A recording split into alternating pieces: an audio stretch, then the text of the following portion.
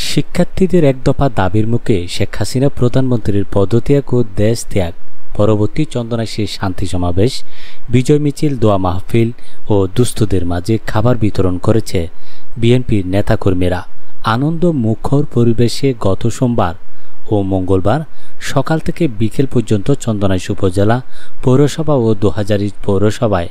সকল ধর্মাবলম্বীদের শান্তিপূর্ণ সহাবস্থান নিশ্চিতের লক্ষ্যে বিএনপি, যুবদল, স্বেচ্ছাসেবক দল, ছাত্রদল ও শ্রমিক দলের উদ্যোগে চন্দনাইশ উপজেলা সদরে শান্তি সমাবেশ ও বিজয় মিছিল, রৌশনহাট বাজারে বিজয় মিছিল ও সমাবেশ এবং গাছবাড়িয়া পুরাতন কলেজ গেটে দোয়া মাহফিল ও দুস্থদের মাঝে খাবার বিতরণ করা হয়। চন্দনাইশ পৌরসভা বিএনপির সিনিয়র যুগ্ম আহ্বায়ক ইখতিয়ার হোসেনের সভাপতিত্বে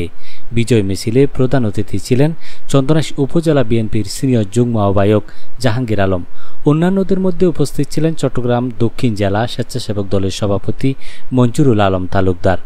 চন্দনাইশ উপজেলা বিএনপির সিনিয়র যুগ্ম আহ্বায়ক সাইফুল করিম, যুগ্ম আহ্বায়ক আরিফুল ইসলাম মারুফ, চন্দনাইশ পৌরসভা বিএনপির যুগ্ম আহ্বায়ক শহীদুল ইসলাম, যুগ্ম আহ্বায়ক অলি হোসেন মুন্সি, বিএনপি নেতা মুজিবুর রহমান, হাবিবুর রহমান, নাজিম উদ্দিন, আবু সালেক, সেলিম উদ্দিন, আবুল কালাম আজাদ,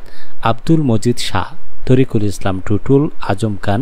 আজিজুল হক, সোহেল উদ্দিন, রবিউল ইসলাম, আকবর হোসেন, কামরুল ইসলাম, মোনায়েম খান, মোহাম্মদ জাহাঙ্গীর, তৈয়ব, রহিম, সাইফুল ইসলাম, রাজীব উদ্দিন, অলিউল হোসেন ফোরকান, এম হাশেম চৌধুরী সহ বিএনপি ও সহযোগী অঙ্গ সংগঠনের অন্যান্য নেতৃবৃন্দরা উপস্থিত ছিলেন।